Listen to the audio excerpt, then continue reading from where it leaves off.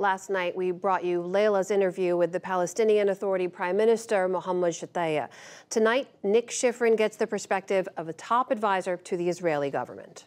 The Biden administration has been pressing Israel to limit Palestinian casualties, have a plan for the future of Gaza, and President Biden confirmed tonight the request of pausing Israel's military operation in order to release hostages. To discuss those requests and the Israeli operation, we turn to Mark Regev, senior advisor to the Israeli Prime Minister and a former Israeli ambassador to the United Kingdom. Thank you very much, Mark Regev. Always a pleasure. Welcome back to the NewsHour. As I said this evening, President Biden confirmed he had asked Prime Minister Netanyahu for pauses in order to release hostages. The Prime Minister has confirmed, quote, tactical little pauses, an hour here, an hour there. But are you willing to consider what the President is requesting, a more significant pause in order to release hostages? Well, as you've said in your question, Nick, and thank you for having me, we're open to pauses. We've done so in the past, and we're willing to do so in the future.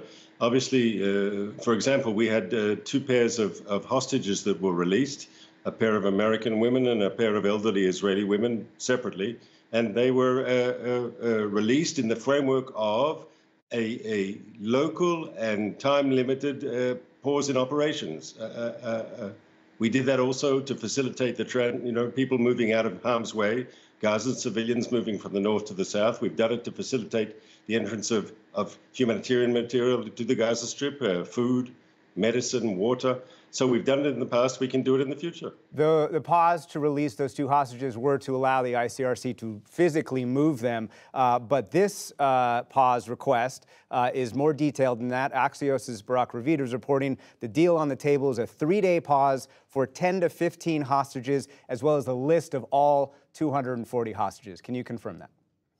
I'm not in a position to confirm that. I can tell you that we're willing to do, of course. For us, the number one humanitarian issue is getting hostages out.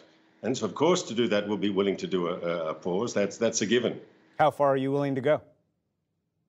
Well, obviously, it's a number one priority for us. The hostages, 240 people are being held. Of them, 30 children. Of them, a baby 9 months old, infants under the age of 3. It just shows you what we're dealing with, Nick. What sort of barbarians kidnap babies? What sort of barbarians kidnap toddlers? Yes, we're dealing with a very, very dangerous terrorist group who has no qualms whatsoever about kidnapping children. Of course, we saw how many children they killed when they invaded Israel. We're dealing with difficult people. We hope we can get our people out. We believe the military pressure on them at the moment will facilitate and expedite release of hostages. You've said that the military operation, you hope, pressures them to release hostages. Are you also providing any carrots to Hamas to convince them to release hostages? The military pressure, we think, is what needs to be done. There are, of course, in parallel, these talks that Qatar is conducting. Qatar has a relationship with Hamas. The Hamas leadership lives in Qatar. They're hosted there by the government of Qatar. And Qatar tells the world, well, we have a relationship with these people, and that's good for the West. They have a relationship with people who committed the atrocities of a month ago, of October 7th, the massacre. People who raped, who murdered, who massacred, who burnt people alive. Terrible, terrible things. Now, they are saying, the people of the government of Qatar, they say, well, this relationship serves the interests of the West. Okay, we're waiting to see. Can you leverage your relationship to expedite the release of hostages? Let's see. I hope they succeed. But, we're waiting to see if there are results. And Qatar, of course, is right in the middle of that hostage negotiation, as you say. Let me move you on to the day after the war in Gaza. Yesterday, the Prime Minister told ABC's David Muir that Israel planned, quote, indefinite security control over Gaza. Can you explain that? Does that include controlling any territory inside Gaza? So we're not talking about any sort of long-term Israeli occupation. We have no desire to rule over the people of Gaza. We have no desire to govern the Gaza Strip. You have to make a distinction between political control and security presence. Ultimately, we don't want to defeat Hamas and destroy them just to see another group of terrorists come on and threaten us from the Gaza Strip again. So I think at least at the beginning or following this operation, to prevent resurgent terrorist groups, we will need an Israeli security presence. That doesn't necessarily have to be static. That could be fluid. That could be going in and out as is needed be to deal with possible threats.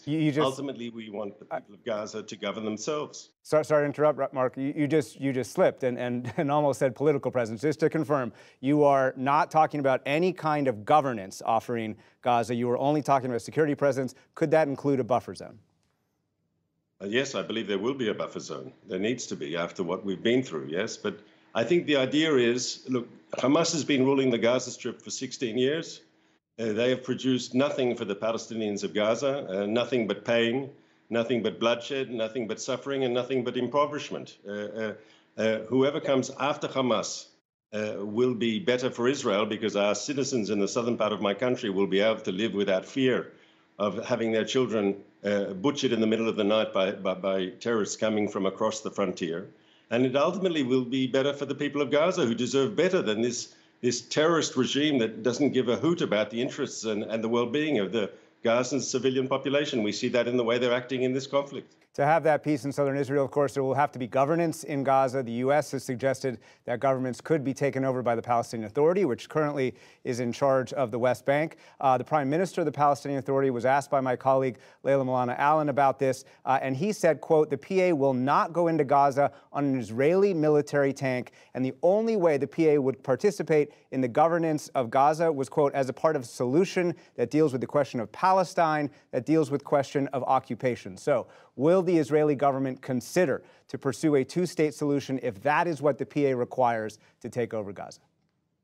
Well, if we were having a discussion about the PA, we're a month after the horrific attacks of October 7th, and the PA has yet to condemn those attacks. And if the PA wants to be considered a partner in peace, one has to ask why they refuse to condemn Hamas's atrocities. Why can't they condemn the rapes, the murders, the beheadings? We've all seen the atrocities committed by Hamas. If they can't condemn that, what sort of partner in peace are they? Let me move to the air campaign and the ground campaign in Gaza, and let me show you some video over the last few days, aftermath of an attack in the Jabalia refugee camp. The target was Hamas commanders and a Hamas tunnel under that camp, and when the tunnel collapsed, an entire city block collapsed, an unknown number. So let me ask you, how many Gazans are you willing to kill inadvertently in order to kill Hamas leaders and collapse that tunnel? So we've been calling, as you've been reported on the NewsHour, for weeks now. We've been urging Palestinians in the northern Gaza Strip to relocate south because we knew there would be intense fighting in the north, and we asked people, please move out of our danger. We don't want to see you caught up in the crossfire between us, between the Israeli Defense Forces and the Hamas terrorists. And the truth is, the overwhelming majority of the population did move south. They did vote with their feet, and they exited the area. Now, Hamas tried to stop them. Hamas ordered people to stay. Hamas actually created physical barriers and at gunpoint kept people in. But our goal was to get most people out of the combat area to keep them safe, and most of them did leave. But as you know, there's still 200, sorry to interrupt, but there are still 200,000, 300,000 people in northern Gaza. Do you, if Israel could kill one Hamas commander or take out one tunnel and, for example, know that 100 civilians could be killed, would you take that shot?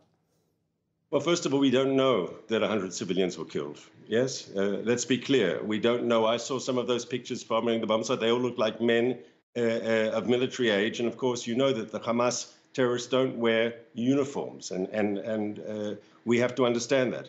It also has to be said, all the information coming out of Gaza is supplied by the Hamas-controlled Ministry of Health. And they're giving out Hamas's numbers, and they have to be taken with a grain of salt. And I even dare say that even the pictures coming out of Gaza are controlled by Hamas. We have not seen, and I challenge you, have we seen a single picture of one Hamas terrorist killed by the Israelis in our strikes? No. They only show you pictures of civilians. So either you can presume we're only killing civilians, which is obviously illogical, or that Hamas is managing to control the pictures. But there are, of course, women and children dying, and I only have about 30 seconds, Mark, so let me just ask this question. Do you worry that Israel is creating a new generation of Palestinians who will join Hamas or whatever comes after with these bombings, or do you worry that these bombings will create more pressure on your campaign before it's finally over, before you can get your goals completed? Nika, I hope that at the end of this operation, first of all, Hamas will be gone, and they will be gone. We'll succeed in doing that. But I think we will have discredited the sort of extremism, the sort of fanaticism, and the sort of barbarism that Hamas has shown. Palestinians need to understand that Hamas is a dead end. Hamas only promises a future of blood and suffering.